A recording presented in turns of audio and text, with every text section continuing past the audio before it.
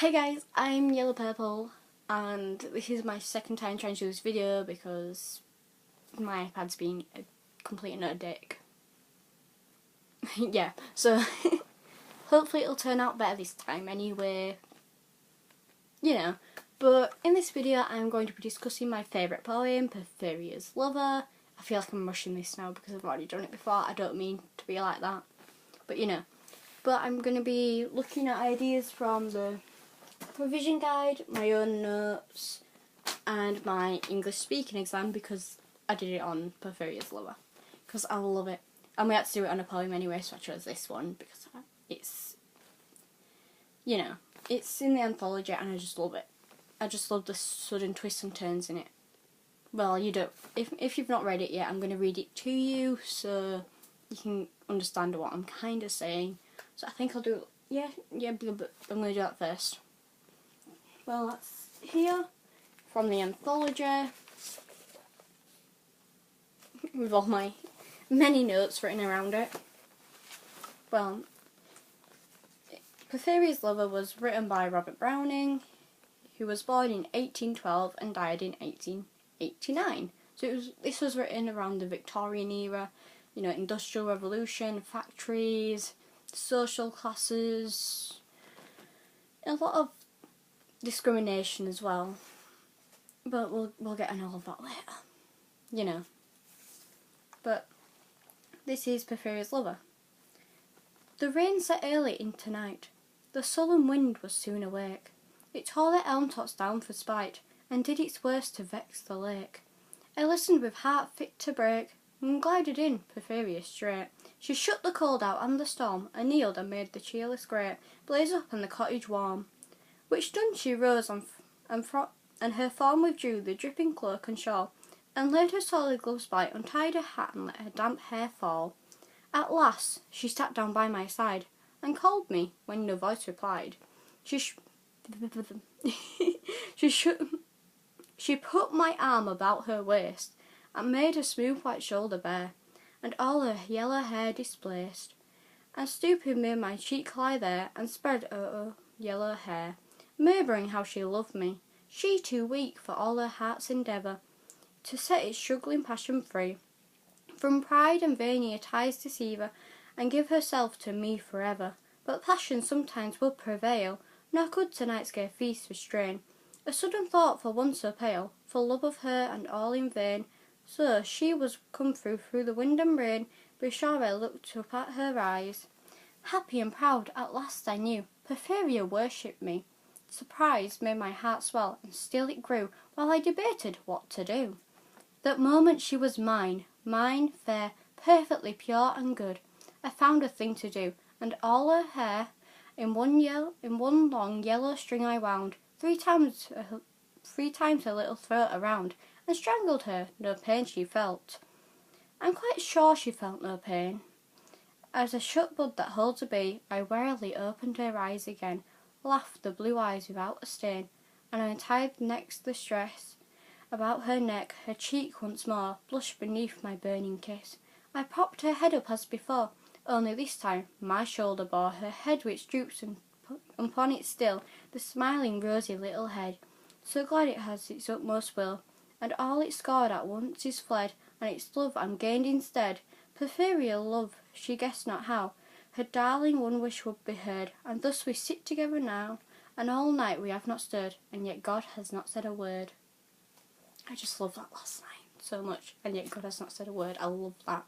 I'll get into that in a minute, but that is the poem. I love it. I love the sudden twist in it.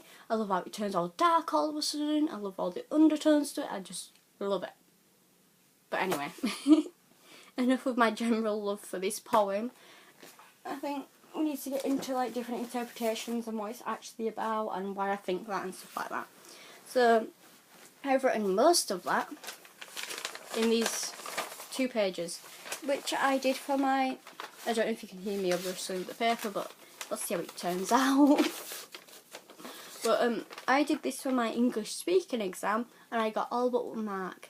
I didn't get that mark in structure, see why in a minute, but you know, also bear in mind that I wrote this want to say while I stood in front of people, not in a video kind of format. So the opening few lines probably won't make sense because I said this in front of people, whereas right now there's like no one in this room with me. I don't think. That's a weird thought. I'm a bit on edge now, but you know, let's just do this. See how it goes. See how it flows. That rhymed. I'm an actual poet, and you know it. I need to focus. I'm surprisingly going to enjoy speaking in front of y'all today. Y'all today, right? You all today. I failed it already. I'm going to try this again. Right. Focus. I'm surprisingly going to enjoy speaking in front of you all today, because this is my favourite poem. It's a tale of love, death and necrophilia. These topics are all of interest to me, and I hope that by the end they'll also be to you. The poem I'm on about is Porphyria Lover. I'm going to guide you through the twists and turns of this horrific tale, so sit back and enjoy the ride. To begin with, the poem is extremely twisted. The opening line, "The rain set early into night," sets the scene using pathetic fallacy. It paints the picture that the day had been miserable. Possibly the rain could be interpreted as tears, but as soon as Porphyria glided in, the mood changes. Porphyria is shown as strong as she shut the cold out and the storm. This represents how she's the dominant figure. The lover never gets the name. Porphyria also makes them rest their head on her shoulder. This is reflected back later in the poem when the lover forces dead Porphyria to rest her head on their shoulder. Porphyria's Lover was published in 1836. During this time, society pressured men to be the dominant, the alpha male in the relationship. However, the lover, who is most commonly interpreted as a man, we'll talk about that in a bit. I've lost my point. is seen as Porphyria's tool. This could link to her death because he would have probably wanted back dominance, and what better way to do that than murder? Stripping the person who you say loves you from all of their power in the relationship. I never said it was a healthy relationship. Robert Browning has used an asymmetrical rhyme scheme, AB, ABB. The enjambment suggests that the speaker is unstable.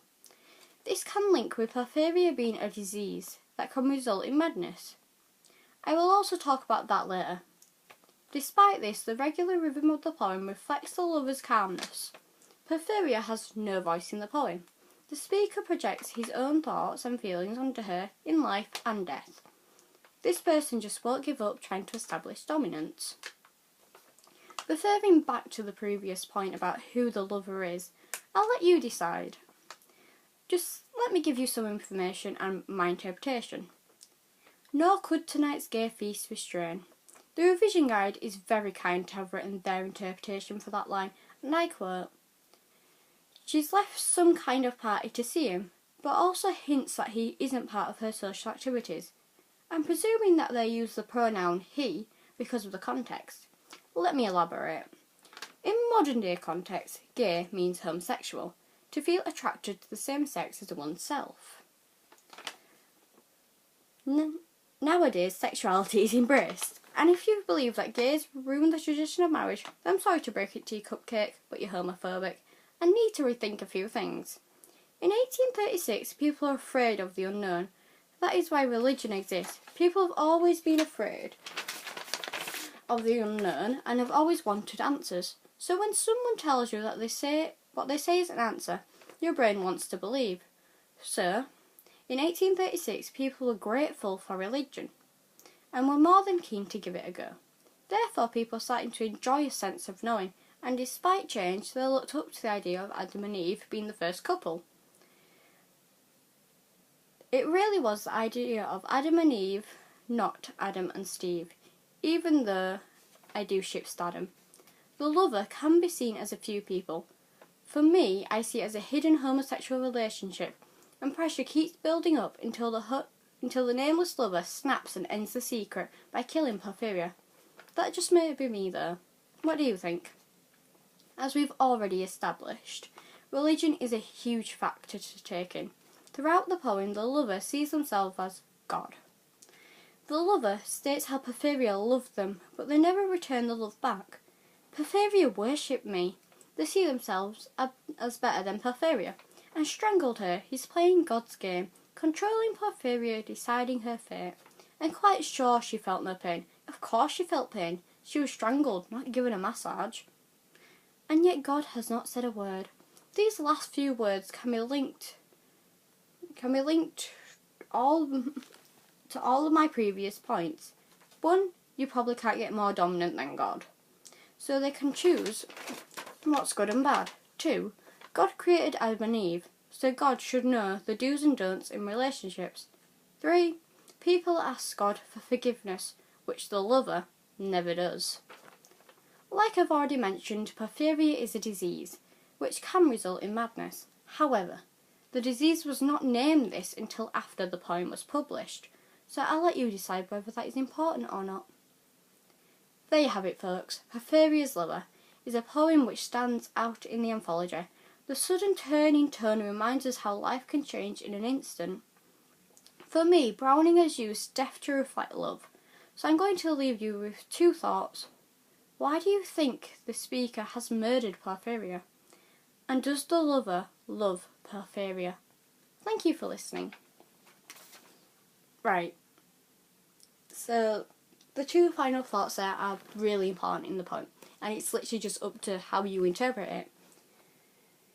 So yeah, that's basically how I see Porphyria's Lover.